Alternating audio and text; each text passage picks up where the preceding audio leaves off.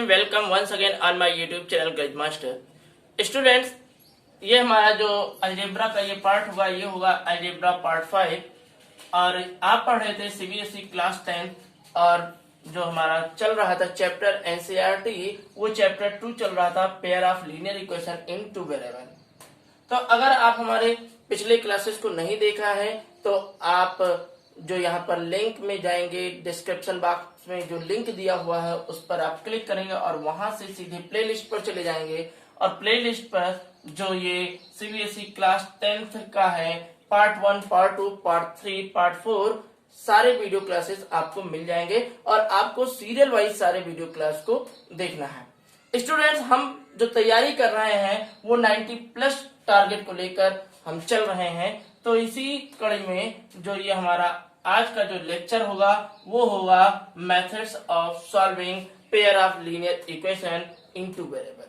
तो आप जानते हैं कि सब्स्टिट्यूशन मेथड हमारे कोर्स में है और एलिमिनेशन हमारे कोर्स में है और जो क्रॉस मल्टीप्लीकेशन जो था वो हमारे कोर्स से अब रिड्यूस हो चुका है। तो हम पढ़ेंगे क्या? हम आज पढ़ेंगे सब्स्टिट्यूशन के बारे में और एलिमिनेशन के बारे में। हम आपको पहले ही बता देते हैं कि जो आपका ये पेपर होने वाला है ये एमसीक्यू टाइप का होने वाला है और एमसीक्यू टाइप के लिए सब्स्टिट्यूशन मेथड आप जान लीजिए, लेकिन जो बहुत ही अच्छा आपका रहेगा जिससे आप जल्दी से प्रॉब्लम को सॉल्व कर सकते हो वो रहेगा एलिमिनेशन मेथड। तो सबसे पहले देखते हैं सब्स्टिट्यूशन मेथड को कि सब्स्टिट्यूशन मेथड होता क्या है। तो सब्स्टिट्यूशन मेथड के बारे में जानते हैं। हम जनरल फॉर्म से ही लगाते हैं। तो जनरल फॉर्म इसका पहले बना लेंगे a1x plus b1y equal to यहाँ पे c1 कर लेते हैं और यहाँ पे क्या होगा a2x plus b2y equal to c2। अब सब्स्टिट्यूशन मेथड को अप्लाई करने के लिए देखिएगा, अगर हम इसको इक्वेशन 1 सपोज करते हैं, इसको इक्वेशन 2 सपोज करते हैं, तो इक्वेशन 1 से कहां से? From equation first. Equation first से आप सबसे पहले x की वैल्यू निकाल लीजिए। किसकी वैल्यू निकाल लीजिए? x की वैल्यू निकाल लीजिए। x की वैल्यू निकालने के बाद में आप x की वैल्यू को पुट कर दीजिए।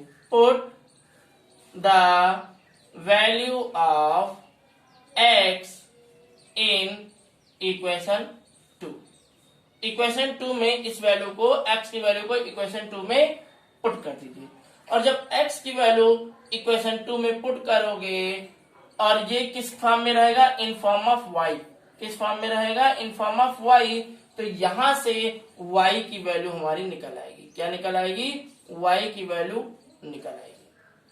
और जब y की वैल्यू निकल आएगी तो फिर से y की value put the value of y in equation 1 or 2 and we get the value of x। क्या? तो इतना ये स्टेप है कि सबसे पहले आपको फर्स्ट इक्वेशन से x की वैल्यू निकालना है, फिर x की वैल्यू को सेकेंड इक्वेशन में पुट कर देना है जो कि y के फॉर्म में रहेगा। तो यहां से y की वैल्यू निकल जाएगी। उसके बाद में y की वैल्यू को लेना है इक्वेशन 1 और इक्वेशन 2 किसी में रख देना है, वहां से आपकी वैल्यू x की निकल आएगी। अब देखिए, अगर आप ये मेथड अप्लाई कर रहे हैं तो ये एक तरीके से और हो सकता है। यहां से अगर हम सेकेंड इक्वेशन से x की वैल्यू निकालें और उसको फिर इक्वेशन 1 में पुट करें तब भी ये हम इसको सॉल्व कर सकते हैं। अथवा अगर हम y की वैल्यू फर्स्ट इक्वेशन से निकालते हैं तो यहाँ पर इक्वेशन सेकेंड में हम क्या रखेंगे? y की वैल्यू पुट करेंगे जो कि x के फॉर्म में होगा, तो यहाँ पर x की वैल्यू निकलेगी और फिर x की वैल्यू को किसी 1 और 2 इक्वेशन में रख देंगे तो वहां से y की वैल्यू निकलेगी। तो अगर फर्स्ट स्टेप में हम स्टार्ट करते हैं x की वैल्यू निकालने पर तो y की वैल्यू निकलती है। अगर हम y की वैल्यू यहां से निकालते हैं तो x की वैल्यू निकलेगी। तो ये आपका हो गया सब्स्टिट्यूशन मेथड।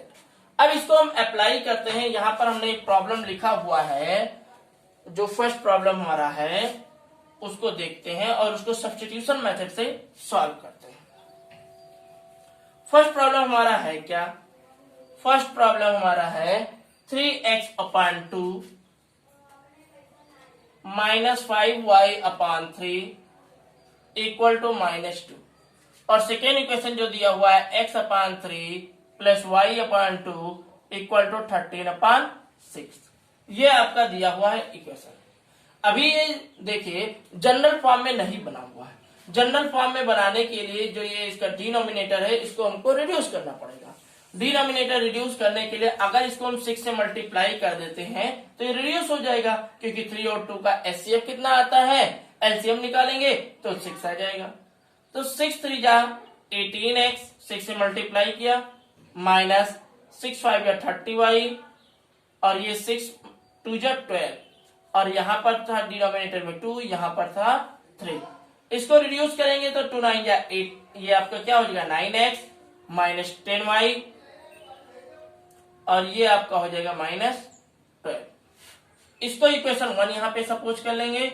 इसको भी इसी तरीके से सॉल्व कर लेते हैं। 6 से मल्टीप्लाई करेंगे तो 6x प्लस 6y अपान 3 ये upon 2 equal to 13 into 6/6, 6 cancel out हो जाएगा। यहां पर जो हमारा वैल्यू निकलेगा वो आपका क्या निकलेगा, वो आपका निकलेगा 2x plus 3y equal to 13। ये हो जाएगा हमारा इक्वेशन 2।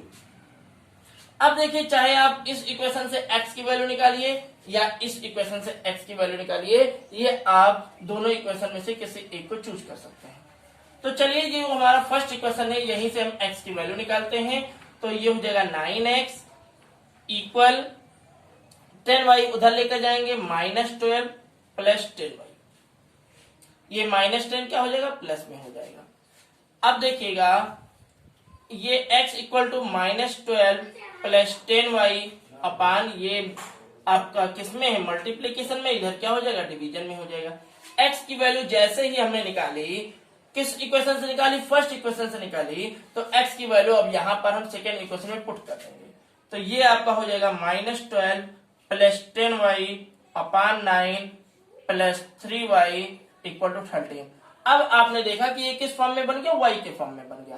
तो यहां से कौन सी वैल्यू निकलेगी, यहां से y की वैल्यू निकलेगी। अब देखिएगा -24 प्लस 20y अपान 9 प्लस 3y, यहाँ पे डिनोमिनेटर में 1 सपोज कर लेते हैं, ये हो जाएगा आपका 30। क्रॉस मल्टीप्लीकेशन किया, -24 प्लस 20y प्लस 27y, ये 9 3 27 अपान 9 इक्वल टू 30। इधर क्या हो जाएगा आपका -24 प्लस इन दोनों को ऐड कर लेते हैं 47y इक्वल टू 39 का 117। इधर ये जाएगा 47y equal to 117 plus 24। 117 plus 24 को अगर हम ऐड करेंगे 7 4 11 2 1 3 1 4, ये आपका हो जाएगा 141।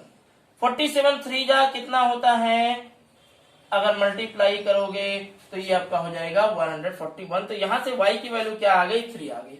अब y की वैल्यू को हम किसी भी इक्वेशन में पुट कर सकते हैं। y की वैल्यू को चलिए हम सेकेंड इक्वेशन में अगर हम पुट करते हैं तो ये आपका हो जाएगा 2x plus 3y equal to 13।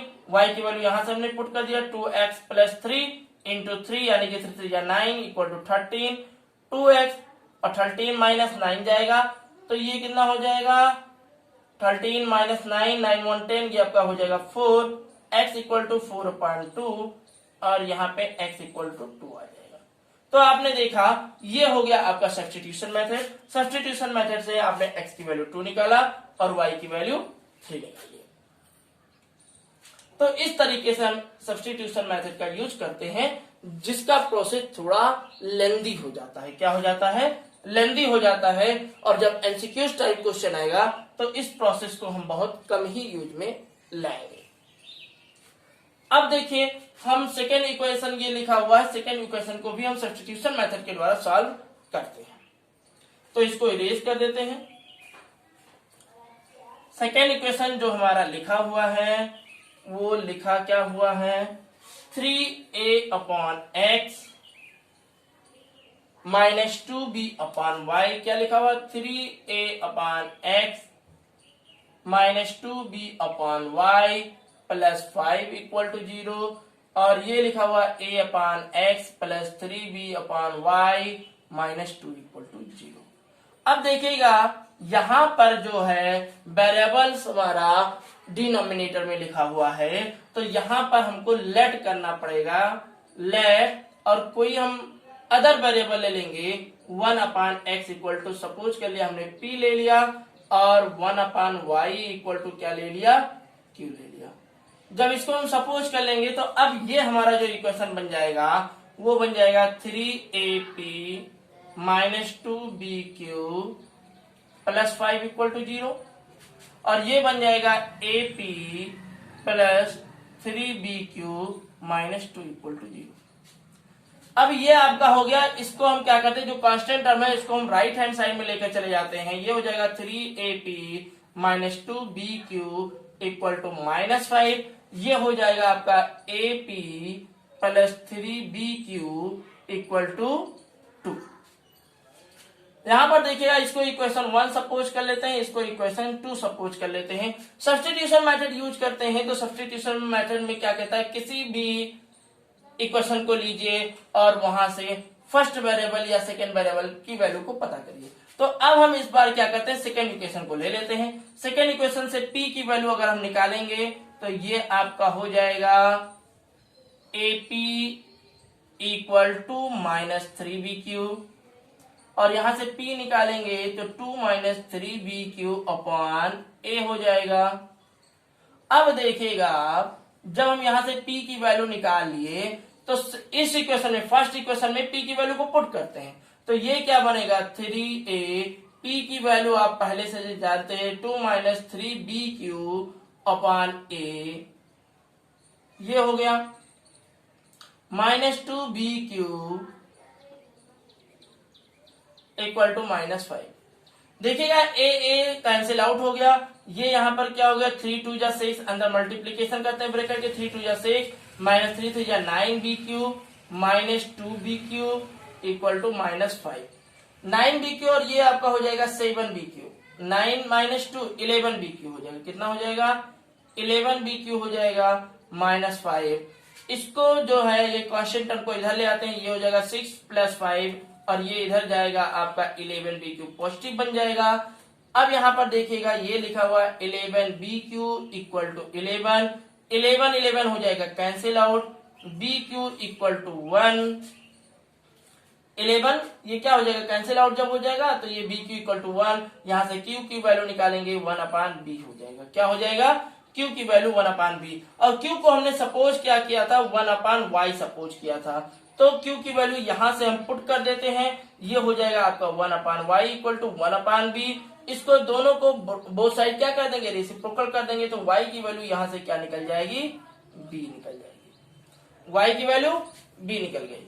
और जब y की वैल्यू यहाँ पर b निकल गई तो यहाँ पर देखिए जब आपका q निकल आया था तो इस इक्वेशन में q की वैल्यू अगर हम पुट कर देते हैं कहां पर, ये यहां से, तो ये p की वैल्यू निकल आएगा 2 -3b, और q की वैल्यू क्या थी 1/b, b से b ये हो गया कैंसिल आउट, यहाँ पर नीचे a लिखा हुआ है, ये आपका हो जाएगा 2 -3/a, और p की वैल्यू क्या आ जाएगी -1/a, और p की वैल्यू आपने यहाँ पर क्या सपोज किया था 1/x, तो 1/x equal to -1/a, reciprocal करोगे x इक्वल टू -a, और ये हमारा हो जाएगा solution, x equal to -a और y equal to b।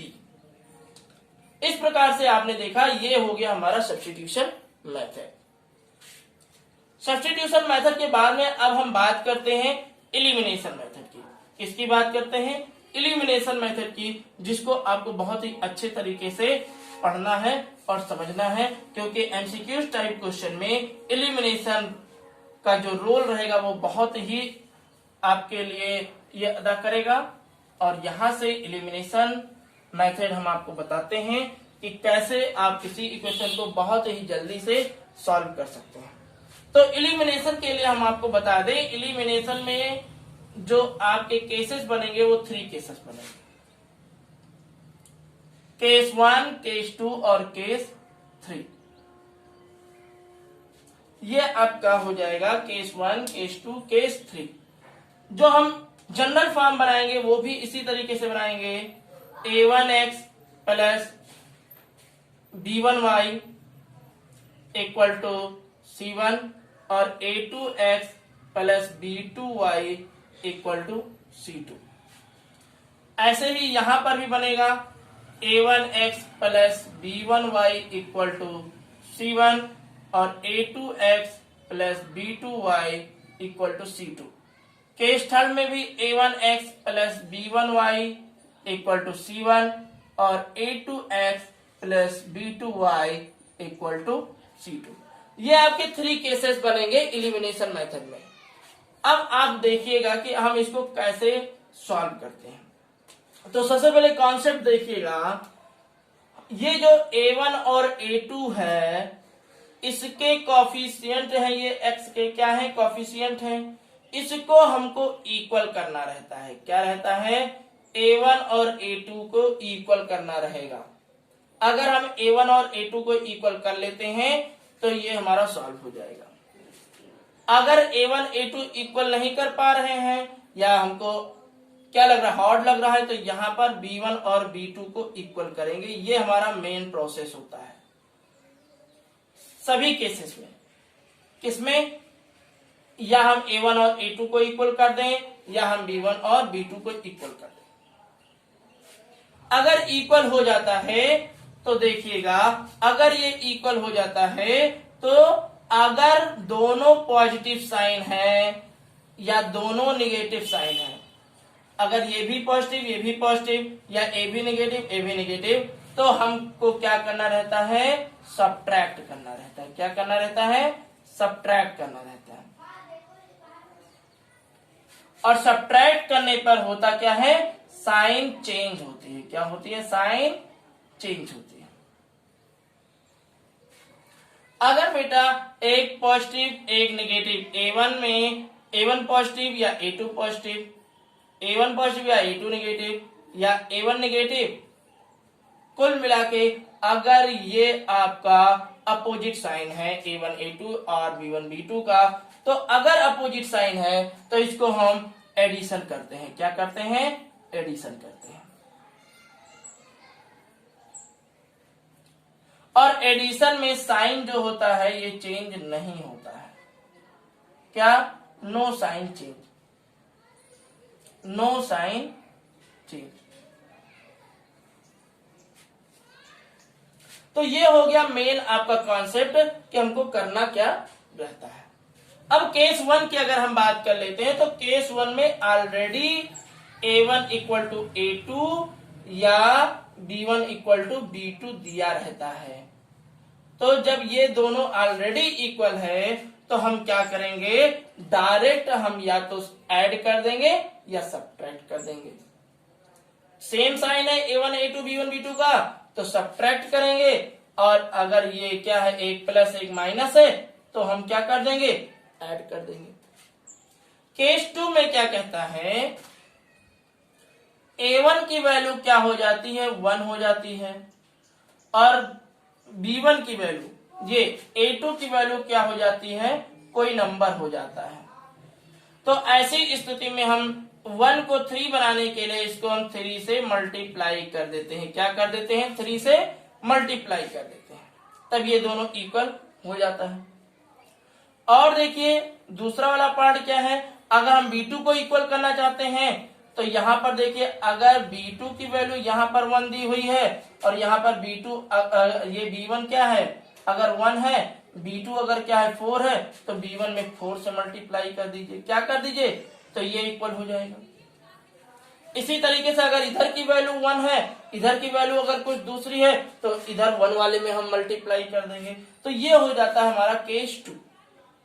Case third की बात करते हैं तो a1 बराबर अगर हम सपोज कर लेते हैं 3 है, a2 बराबर हमारा क्या है, 2 है। अब इनको इक्वल करना है तो इसमें हम क्या करेंगे, इसमें हम 2 से मल्टीप्लाई करेंगे, इसमें हम 3 से मल्टीप्लाई करेंगे, तब ये इक्वल हो जाएगा। कुल मिलाकर हमको क्या करना है, इसके कोफिशिएंट को इक्वल करना है। तो केस 3 में दोनों में मल्टीप्लीकेशन किया जाता है। क्या किया जाता है, दोनों में मल्टीप्लाई किया जाएगा। केस 2 में हमको एक में किसी को मल्टीप्लाई करने की आवश्यकता होती है, और केस 3 में ये जो केस 1 है इसमें हमको मल्टीप्लाई करने की आवश्यकता नहीं होती, ये ऑलरेडी जो कोफिशिएंट रहता है वो इक्वल रहता है। तो ये हो गया हमारा केसेस, यही पूरा का पूरा मेथड है। अब देखिए हम इसी क्वेश्चन को सॉल्व करने चल रहे हैं बाय प्रोसेस ऑफ एलिमिनेशन। और देखिएगा एलिमिनेशन जो मेथड है ये बहुत ही जल्दी सॉल्व हो जाएगा।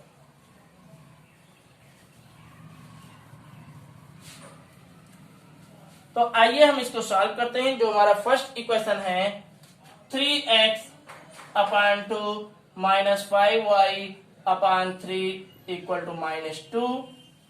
सबसे पहले हम क्या काम करेंगे, ये यहाँ पर जो लिखा हुआ है डिनोमिनेटर को हम रिड्यूस करेंगे। डिनोमिनेटर को रिड्यूस करने के लिए हम क्या कर सकते हैं, इसको हम 2 से मल्टीप्लाई कर देते हैं। तो ये जब 2 से मल्टीप्लाई कर देंगे, या तो हम इसको ऐसे भी सॉल्व कर सकते हैं। चलिए हम इसको फ्रैक्शन के नुमा हम इसको सॉल्व करते हैं। तो 3 3 जा 9x माइनस 5 2 जा 10y अपॉन 3 2 जा 6 इक्वल टू -2। इसको इधर लेकर जाते हैं, ये आपका हो जाएगा 9x minus 10y equal to -12। Okay, ये हमारा इक्वेशन हो गया फर्स्ट। सेकेंड इक्वेशन पे देखिएगा लिखा हुआ है x upon 3 plus y upon 2 equal to 13 upon 6। इसको भी सॉल्व करते हैं तो ये हो जाएगा 2x plus 3y upon 6 equal to 13 upon 6। 6 हो गया कैंसिल आउट, क्या हो गया 2x plus 3y equal to 13। अब देखिएगा इसको हम इसी के नीचे लिखते हैं, ये आपका हो गया 9x minus 10y equal to -12। ये आपका हो गया 2x plus 3y equal to 30। अब यहां पर देखिएगा हमको क्या करना है, इक्वेट करना है। क्या करना है, इक्वेट करना है। यहां पर अगर हम देखें तो ये 9 लिखा हुआ है, यहां पर ये a1 9 है और a2 2 है। तो क्या करते हैं, इसको हम 2 से मल्टीप्लाई कर देते हैं, इसको हम 9 से मल्टीप्लाई कर देते हैं, ये हो जाएगा हमारा इक्वेट। तो इसको अगर हमने इसको मल्टीप्लाई किया तो 9 जा 18x plus 20y minus 20y, ये हो जाएगा -24। इसको हम 9 से मल्टीप्लाई करते हैं, 9 2 जा 18x प्लस 9 3 जा 27y इक्वल टू 39 जा 170 हो गया इक्वल। देखिए अब यहां पर देखिए इस इक्वेशन को चाहे हम इसके नीचे लिख दें, चाहे इस इक्वेशन को इसके नीचे लिख दें। ये पॉजिटिव है, ये निगेटिव है, ये वैल्यू बड़ी है, तो इसको हम इसके नीचे लिख देते हैं 18x minus 20y equal to -24। क्या हो गया -24। अब देखिए दोनों साइन पॉजिटिव है तो यहां पर हमको करना पड़ेगा सब्ट्रैक्ट। क्या करना पड़ेगा, सब्ट्रैक्ट करना पड़ेगा। तो सब्ट्रैक्ट में हमने बताया था साइन चेंज हो जाता है, ये माइनस हो जाएगा, ये प्लस हो जाएगा, ये प्लस हो जाएगा। ये आपका कैंसिल आउट हो गया, ये आपका 47y हो गया और यहाँ पर ये 141 हो गया और y की वैल्यू क्या निकालिए 3 निकालिए। तो देखिए ये थोड़ा आपका इजी हो जाता है एलिमिनेशन मेथड और इस तरीके से हम इसको सॉल्व कर सकते हैं। देखिएगा y इक्वल टू 3 आ गया तो y की वैल्यू हम कहीं एक जगह पुट कर देते हैं। चलिए हम इस इक्वेशन में पुट कर देते हैं, किसमें, इस वाले में पुट कर देते हैं।